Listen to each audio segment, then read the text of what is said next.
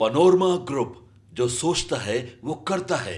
आपके अपने सपनों का आशियाना। नमस्कार, आप देख रहे हैं भारत लाइव और मैं हूँ शिवांगी आपके साथ।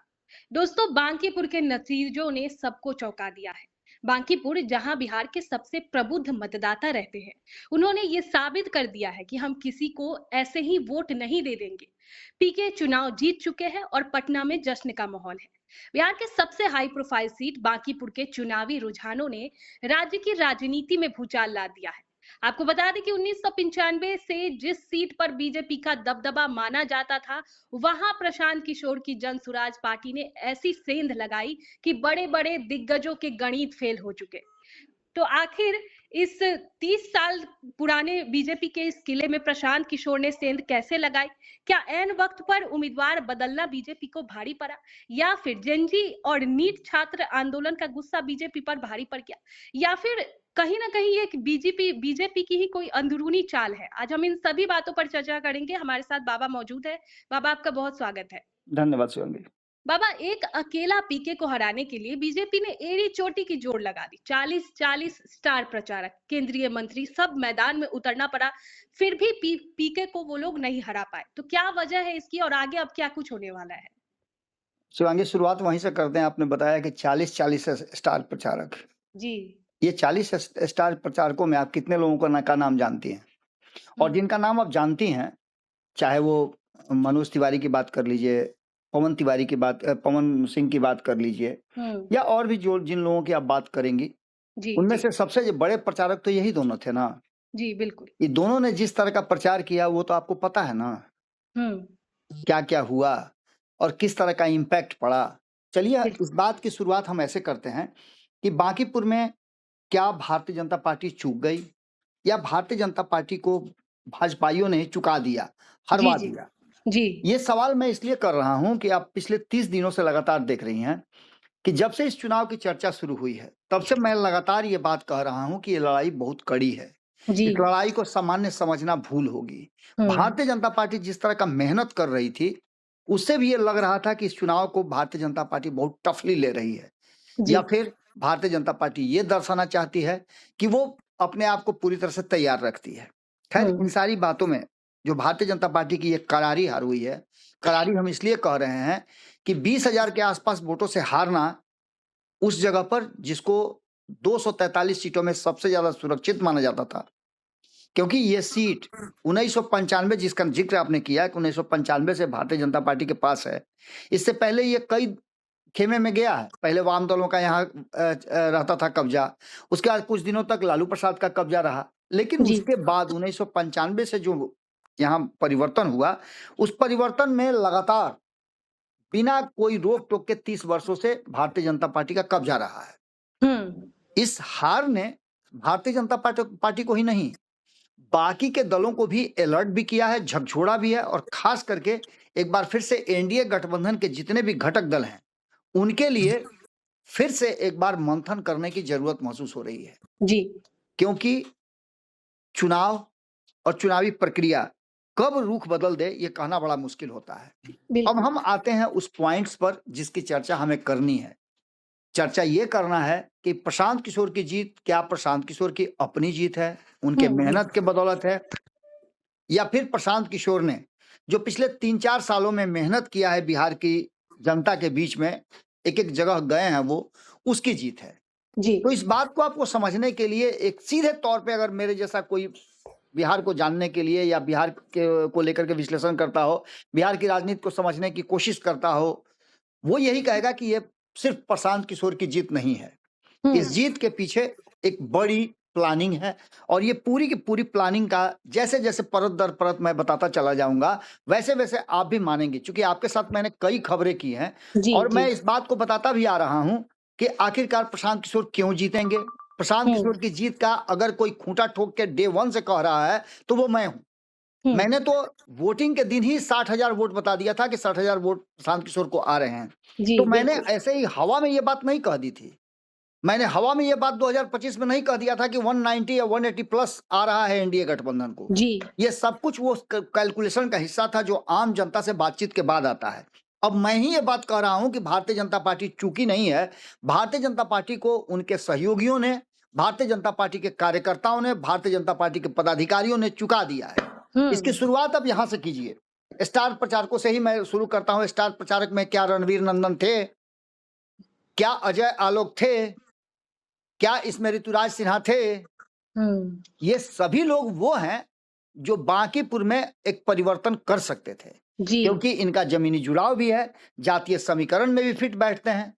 क्योंकि एक चूक तो भारतीय जनता पार्टी से हो चुकी थी कि उसने पहले अभिषेक बंटी को दिया, जो उसी समाज से आते हैं जिस समाज से मैंने लोगों का नाम लिया है, या फिर जिस समाज से नितिन नवीन और उनके पिता नवीन किशोर सिन्हा आते थे। जी। उन पर लोगों को आंख मूंद करके भरोसा था। तो उस समाज से आपने अभिषेक बंटी को खड़ा किया, लेकिन वो कौन सा ऐसा शख्स था, कौन उसमें से नारद मुनि का काम किया, या फिर किसने गलत बयानी करके केंद्रीय नेतृत्व को यह बताया कि अभिषेक बंटी उचित उम्मीदवार नहीं है? अगर अभिषेक बंटी उचित उम्मीदवार नहीं है तो नामांकन कराने के बाद उनका नामांकन वापस लिया गया, तो क्या कोई उचित उम्मीदवार पूरे भारतीय जनता पार्टी में 13 करोड़ भारतीयों में से, जिसमें से 1 करोड़ से ज्यादा बिहार में सदस्य हैं भारतीय जनता पार्टी के, क्या उन 1 करोड़ लोगों में से एक ऐसा उम्मीदवार उनको नहीं दिखाई दिया? सिर्फ नीरज सिन्हा ही दिखाई दिए। क्योंकि एक गलती हो जाने के बाद फिर अगर दूसरी गलती आप करते हैं तो ये चूक नहीं, ये ब्लंडर कहा जाता है। और इस ब्लंडर का फायदा पूरे चुनाव में प्रशांत किशोर ने उठाया। प्रशांत किशोर से किसी दिन आपने सुना क्या कि नीरज सिन्हा का नाम भी वो लिए हो एक बार? बिल्कुल नहीं। पूरे चुनाव में आप एक दिन भी बताइए, एक भी भाषण, एक भी बयान उनका बताइए कि नीरज सिन्हा को उन्होंने एक बार भी बताया हो कि वो उनके प्रतिद्वंदी हैं। बाबा, वो तो तभी से कॉन्फिडेंट दिख रहे थे जब अभिषेक बंटी को भी उतारा गया था। बिल्कुल, उसके बाद अभिषेक बंटी का भी नाम उन्होंने कभी नहीं लिया। वो सीधी लड़ाई अगर लड़ रहे थे किससे, और प्रशांत किशोर स्ट्रेटजिस्ट रहे हैं, तो उनकी स्ट्रेटजी ये बात बता रही थी कि वो इधर उधर का नहीं, वो सीधे तौर पे सबसे बड़ा जो कुर्सी है उसी कुर्सी को हिलाने में लगे हुए थे। जी। और आज भी जब चुनाव जीत गए हैं तो वो देख लीजिएगा किसी और पर हमला नहीं कर रहे हैं, वो सीधे बिहार के सबसे बड़े नेता सम्राट चौधरी, क्योंकि सम्राट चौधरी सरकार का हिस्सा है, सरकार के मुखिया हैं, उन पर हमला कर रहे हैं। तो क्या भारतीय जनता पार्टी के भीतर, एनडीए के भीतर वो चल रहा है, जिसको लेकर के प्रशांत किशोर को एक बड़ा रास्ता मिल गया है? क्या इसका घाटा जो है वो सिर्फ एक समय सामयिक है या फिर आगे भी होगा? इन सभी बातों को और नतीजे के बाद जो मंथन चल रहा है, उस मंथन में मैंने, आपको याद होगा कि मैंने बताया था जिस दिन चुनाव वोटिंग हो रहा था, उस दिन भी आपको याद होगा मैंने कहा था कि 24 घंटे के बाद मैं बताऊंगा ओरिजिनल एक्यूरेट की क्या होने वाला है। जी। और मैंने अपने फेसबुक वाल पे भी, खबरों के माध्यम से भी मैंने पूरा वो डाटा दिया था। थोड़ा सा मैं पिछड़ गया क्योंकि मुझे अंदाजा नहीं था कि राजद इतना खराब प्रदर्शन करेगा। राजद 15,000 वोट भी नहीं लाएगा। अब ऐसे में 10,000 का जो कमी बेसी हुआ है वो ऊपर नंबर 1 पे नहीं हुआ है, नंबर 2 और नंबर 3 पे हुआ है। नंबर 2 पे रही भारतीय जनता पार्टी। मैंने कहा था कि 50,000 के आसपास उसको वोट आएंगे, लेकिन वो 40,000 पे आके टिक गई, 44,000 पे। लेकिन उससे भी बड़ा ट्विस्ट जो हुआ है वो राजद के खाते में हुआ है। राजद के अच्छे खासे वोटर जो हैं वो चेंज हुए हैं, ट्विस्ट किए हैं। तो ऐसे में अब ये जानना बहुत जरूरी रहता है कि बांकीपुर उपचुनाव का जो रिजल्ट आया उसमें 201 या 202 आप कह लीजिए, 202 विधायक मिल करके एक सीट को नहीं जिता सके, जिसका चैलेंज डे 1 से प्रशांत किशोर ने दिया था कि वो 202 विधायकों पर अकेले भारी पड़ेंगे।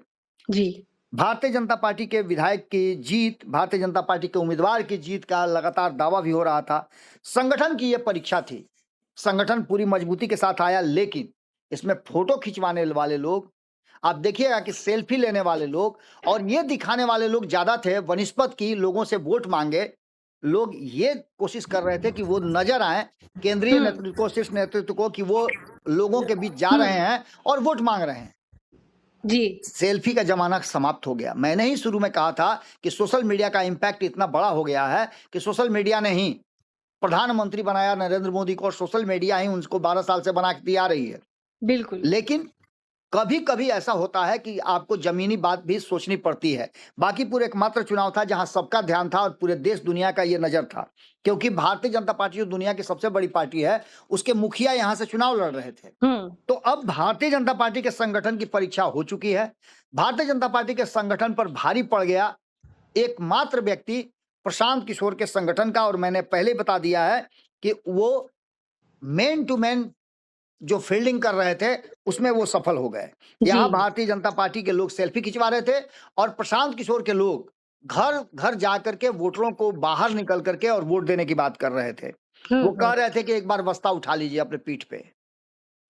इन सारी बातों के साथ साथ जो परिस्थितियां बनी है वो कहीं ना कहीं इस बात की तरफ इशारा कर रही हैं कि इसमें सहयोगी दलों का भी कहीं ना कहीं जो चाहिए था वो इम्पैक्ट नहीं हो पाया, और सहयोगी दलों ने जिस तरह की बात सामने आया, जिस तरह की बातें की, वो स्पष्ट बता रहा था कि सहयोगी दलों का सपोर्ट भी ठीक ढंग से नहीं ले पाया और सहयोगी दलों को भी आने वाले समय में असर पड़ेगा।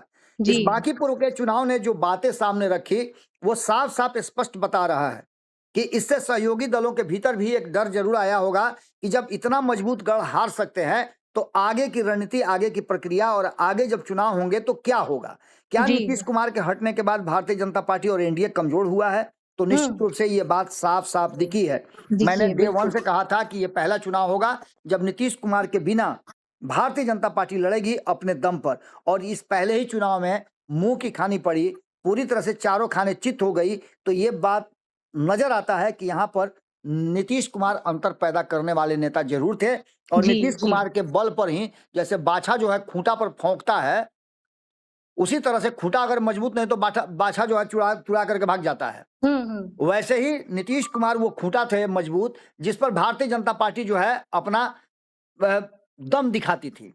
अब वो नीतीश कुमार को साइड कर दिया गया है। मैंने कल ही एक महिला का सुन रहा था मैं सोशल मीडिया पे, वो साफ साफ बोल रही थी, वो आती है कुर्मी समाज से, वो बोले कि नीतीश कुमार को जिस तरह से हटाया गया, हमने तो 5 साल के लिए वोट दिया था नीतीश कुमार के नाम पर, 25 से 30 फिर से नीतीश इस नाम पे वोट किया था, नीतीश को क्यों हटाया गया? इसलिए हमने vote Bharatiya Janata party NDA को नहीं किया। कहीं ना कहीं नाराजगी दिख रही है निश्चित रूप से। अब इसमें भारतीय जनता पार्टी बार बार ये कह रही है बांकीपुर चुनाव के बाद कि वो आत्मचिंतन, आत्ममंथन करेगी, लेकिन जो फैक्ट है वो यहीं तक सीमित नहीं है। एक बहुत बड़ा जो पैच आया है वो आया है राष्ट्रीय जनता दल की तरफ। तेजस्वी यादव का जिस तरह से अपने काम के प्रति, अपने पार्टी, अपने संगठन, अपने पद के प्रति उदासीनता देखने को मिली, ये भी एक बड़ा कारण रहा है। और ये कारण इतना बड़ा हो गया है कि कहीं ऐसा ना हो कि प्रशांत किशोर के साथ उनके वोटर स्विच कर जाए, क्योंकि प्रशांत किशोर को जो वोट मिला है, और जो मैं बार बार बता रहा हूं कि भारतीय जनता पार्टी के लोगों की नाराजगी तो थी, एनडीए के कोर वोटर की नाराजगी तो थी, लेकिन सबसे बड़ी जो स्थिति और अंतर इसमें पैदा हुआ वो किया राजद के कोर वोटर ने। एमवाई समीकरण का वोट पूरी तरह से स्विच हुआ।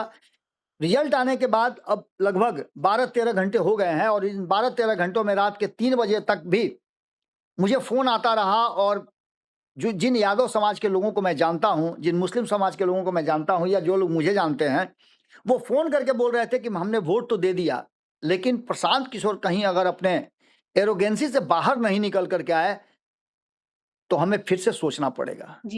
यानी वोट देने के बाद भी वो कॉन्फिडेंस अभी नहीं है, लेकिन ये कॉन्फिडेंस तब हो सकता है जब प्रशांत किशोर ने जो वादा किया है वो करना शुरू कर दें। यानी सीधे तौर पे प्रशांत किशोर यदि कहते हैं कि वो जमीन पे रहेंगे, 202 विधायकों से 242 विधायकों से वो अलग कुछ एक्ट करेंगे, क्या करेंगे ये तो समय बताएगा, लेकिन निश्चित रूप से जो प्रशांत किशोर की जीत हुई है उसमें प्रशांत किशोर के स्किल से ज्यादा ये जीत भारतीय जनता पार्टी के और एनडीए के लोगों ने जिताया है। और बहुत हद तक इसमें एक कंधा जो है वो तेजस्वी यादव ने भी दिया है, क्योंकि तेजस्वी यादव पिछले 2020 के चुनाव के बाद, माफ कीजिएगा 2025 के चुनाव के बाद जिस तरह से एक्ट कर रहे हैं, सदन से गायब होना, नेता प्रतिपक्ष होते हुए भी सदन में पहले 2 दिन आना, उसके बाद से पूरे सदन गायब रहना। ये अभी आपने देखा होगा कि मानसून सत्र में उनकी पूरी उपस्थिति रही नहीं थी। चुनाव प्रचार के दौरान भी मात्र 2 दिन वो नजर आए। जिस तरह की बातें होनी चाहिए थी वो नजर आई। कहीं से दिखा नहीं कि वो सीरियस हो इस चुनाव के प्रति, और इसका निश्चित रूप से उनके वोटरों पर भी असर पड़ा है। अब प्रशांत किशोर के हाथ में भी एक बड़ा, कहा जाए तो हिस्सा मिल गया है, एक बड़ा उनको संवैधानिक पद मिल गया है। इस पद का सदुपयोग, इस पद के माध्यम से वो क्या करते हैं, ये देखना बड़ा दिलचस्प होगा। क्योंकि अगर प्रशांत किशोर किसी योजना के तहत, किसी रणनीति के तहत आए हैं, तो वो रणनीति भी मैं बार बार बताता आ रहा हूं कि कहीं ऐसा तो नहीं कि भारतीय जनता पार्टी ने एक रणनीति बना करके एक कमजोर उम्मीदवार सामने रख करके प्रशांत किशोर को जिताया हो, जिससे कि वो विपक्ष को पूरी तरह से नेस्तनाबूद कर सके, समाप्त कर सके, और प्रशांत किशोर एक विपक्ष की एक चेहरा के रूप में सामने आ जाए, और विपक्ष के चेहरा के रूप में सामने आकर के उनको आगे माइनस प्लस किया जा सके। बिल्कुल। अब ये सारी चीजें वक्त के हिसाब से पता चलेंगी, लेकिन जो अभी 12 घंटे का आकलन है, जिस तरह से भारतीय जनता पार्टी पिछड़ी है 20,000 वोटों से, वो साफ बता रहा है कि भारतीय जनता पार्टी के लोग, मैं तो कई लोगों को ऐसा जानता हूं जिनको इस बात का ज्यादा खुशी नहीं था कि भारतीय जनता पार्टी जीते, ज्यादा खुशी थी कि प्रशांत एक बार जीत जाए। जी। तो निश्चित रूप से भीतर से लेकर बाहर तक एक परिवर्तन की लहर जरूर चल रही थी। भारतीय जनता पार्टी के कोर वोटर भी टूटे, राजद के हार्डकोर वोटर टूटे, प्रशांत किशोर को वो वोट मिला है। ये अस्थाई रख पाते हैं कि नहीं, ये बड़ी बात होगी, लेकिन चिंता जरूर प्रशांत किशोर की इस जीत ने दोनों खेमे में दिया है। भारतीय जनता पार्टी को भी आत्ममंथन की जरूरत है, और तेजस्वी यादव के साथ साथ पूरे महागठबंधन को भी आत्ममंथन करने की जरूरत है। जी, जी, बिल्कुल। बाबा, पीके एक चुनावी रणनीति कर रहे हैं, तो उन्होंने सारे पार्टियों के साथ भी काम किया हुआ है, सबके माइंडसेट वो जानते हैं। तो क्या अब ये हम कह सकते हैं कि जो एक थोड़ा-सा अहंकार आ गया था बीजेपी में कि जिसको भी वो चुनाव में खड़ा कर देंगे वो तो जीत ही जाएगा, इस घमंड की हार हुई है? आप इस बात को कह सकती हैं, लेकिन इसके साथ-साथ ये भी बात ज़रूरी है कि अगर प्रशांत किशोर इतने बड़े तिस्मार खां हैं, तो 2025 के चुनाव में भी तो उतरे ही थे। जी, जी। देखिए, मैं सीधे तौर पे बता रहा हूँ, बिना लाव लपेट के, कि ये प्रशांत किशोर की जीत से ज़्यादा मैं इसे भारतीय जनता पार्टी द्वारा जिताया गया या फिर विपक्ष द्वारा जिताया गया वो सीट मानता हूँ। प्रशांत किशोर को ये मौका मिला है, चाहे वो नसीब से मिला हो, उनके मेहनत से मिला हो, या जो आप कह रही हैं कि इतने बड़े रणनीतिकार हैं, उस रणनीति ने काम कर दिया हो, वो बेहतर सामंजस्य बिठा पाए हो, मैनेजमेंट कर पाए हो, ये सभी बातें हम मान लेते हैं। लेकिन अब इसको वो अस्थाई रख पाते हैं या नहीं रख पाते हैं, क्योंकि वो कम एरोगेंट नहीं है। उनकी एरोगेंसी की भी चर्चा मैं खुद तो नहीं जानता हूं, लेकिन मैं उनकी एरोगेंसी की चर्चा खूब सुन चुका हूं। उन्हीं के लोग जो उनके साथ काम किए हैं, इसी चुनाव में आप देखे होंगे कि कितने लोगों ने उनका साथ छोड़ा है, और सब भाजपा और अलग अलग पार्टियों में जाकर के वहां क्या कहते थे कि एरोगेंट है, क्या कहते थे कि वो किसी की सुनते नहीं है, ये सारी बातें देखने को। लेकिन हमारे संपादक नमन मिश्रा जी ने एक बहुत ही बारीक बात कही थी इंटरनली, कि पहले उनके साथ उनके जो कार्यकर्ता हैं वो नहीं रहा करते थे, पॉलिटिकल लोग नहीं रहा करते थे, जो लोग उनके ऑफिस बेयरर थे वो उनके साथ रहते थे, वो स्ट्रेटजी बनाते थे। लेकिन पहली बार 2026 में उपचुनाव में बांकीपुर के देखने को मिला कि उनके इर्द गिर्द पॉलिटिशियंस हुआ करते थे जो स्ट्रेटजी बना रहे थे। तो निश्चित रूप से अगर प्रशांत किशोर में परिवर्तन होता है, यहाँ से वो रास्ता बदलते हैं, और वास्तव में वो अपना काम जिस तरीके से बांकीपुर में किया उस तरह से करते हैं, और उसका जीत है, तो आगे भी प्रशांत किशोर एक बड़ा थ्रेट तो जरूर है, बड़ी चेतावनी अन्य दलों के लिए जरूर है। बाबा, तेजस्वी यादव को लेकर भी एक चर्चा हो रही है कि तेजस्वी यादव जानबूझकर पीके को आगे आने दिए। तो मैं आपसे जानना चाहती हूँ कि आपको क्या लगता है, क्या सचमुच तेजस्वी यादव जानबूझकर पीके को आगे आने दिए, या फिर अपनी राजनीतिक चूकों से बिहार के राजनीति में एक मजबूत विपक्ष के तौर पर आगे आने का एक बड़ा स्पेस गिफ्ट कर दिया है उन्होंने पीके को? देखिए, मैं मीसा भारती का एक बयान सुन रहा था जी। मीसा भारती ने कहा है कि प्रशांत किशोर जो हैं वो उन्हें भारतीय जनता पार्टी ने जिताया है, भारतीय जनता पार्टी की बी टीम है। मैं आपको फिर से बताता रहा हूं कि अगर ऐसा कुछ किया है उन्होंने, प्रशांत किशोर को आगे बढ़ाने का काम यदि तेजस्वी यादव ने किया है, या उसके चलते उन्होंने कमजोर प्रदर्शन किया है, तो ये उनके लिए बहुत घातक होगा जी। निश्चित रूप से प्रशांत किशोर एक बड़े प्लेयर हैं, और उनके स्किल पे मुझे कभी कोई संशय नहीं रहा है। उनमें वो क्षमता है, वो खुद भी कहते हैं, और जो कि प्रमाण के साथ मौजूद है कि उन्होंने कई राज्यों में मुख्यमंत्री बनाए हैं, कई राज्यों में जितवाया है, ये इनकार नहीं कर सकते हैं। बिहार को भी अच्छी तरह से जानते हैं, क्योंकि 2015 में जिस तरह के स्ट्रेटजी वो बनाए थे, उसने भारतीय जनता पार्टी को इतना बड़ा जनाधार 2014 में लाने के बाद 2015 में जबरदस्त पटकनी दिया था। इससे भी इनकार नहीं कर सकते हैं। लेकिन सबसे बड़ी बात यह है कि तेजस्वी यादव यदि कमजोर प्रदर्शन करते हैं तो उनके लिए बड़ी चेतावनी है। हालांकि कहा तो यह भी जाता है कि तेजस्वी यादव को राजनीति से मोह भंग हो गया है जी। तो निश्चित रूप से ये एक बात जो मैं कहता हूं, आपने और कहीं सुना हो कि नहीं सुना हो नहीं बता सकते हैं, या बिहार के लोगों ने सुना हो या नहीं, नीतीश कुमार और लालू प्रसाद का विकल्प बिहार की जनता खोज रही थी। बांकीपुर की जनता ने एक बार विकल्प सामने रख दिया है कि प्रशांत वो विकल्प हो सकते हैं, नीतीश कुमार और लालू प्रसाद का कॉम्बो हो सकते हैं। अगर ऐसा कुछ होता है और वैसा प्रदर्शन करते हैं प्रशांत किशोर, तो ये मान के चलिए कि आने वाले 20 सालों तक भारतीय जनता पार्टी के लिए फिर से मुश्किलें पैदा होंगी। कभी भी भारतीय जनता पार्टी की स्थायी सरकार बिहार में नहीं रह सकती है। जी, बहुत बहुत शुक्रिया बाबा आपका। तो दोस्तों, बांकीपुर का ये जनादेश सिर्फ एक सीट का नतीजा नहीं, बल्कि बिहार की राजनीति में बदल रहे प्राथमिकताओं और आने वाले चुनावी रणनीतियों की ओर एक महत्वपूर्ण इशारा करता है। अब देखने वाली बात होगी पीके को ये जो जिम्मेदारी मिली है उसको वो किस तरह से निभाते हैं। अभी के लिए इतना ही। देखते रहिए भारत लाइव। आपके सपनों को हमने सजाया है, ई होम्स पैनोरामा को हमने बनाया है। ई होम्स मेरा एक सपना था जिस पे मैं पिछले 4 साल से काम कर रहा था। हमने जो बनाया है वो सबने है माना।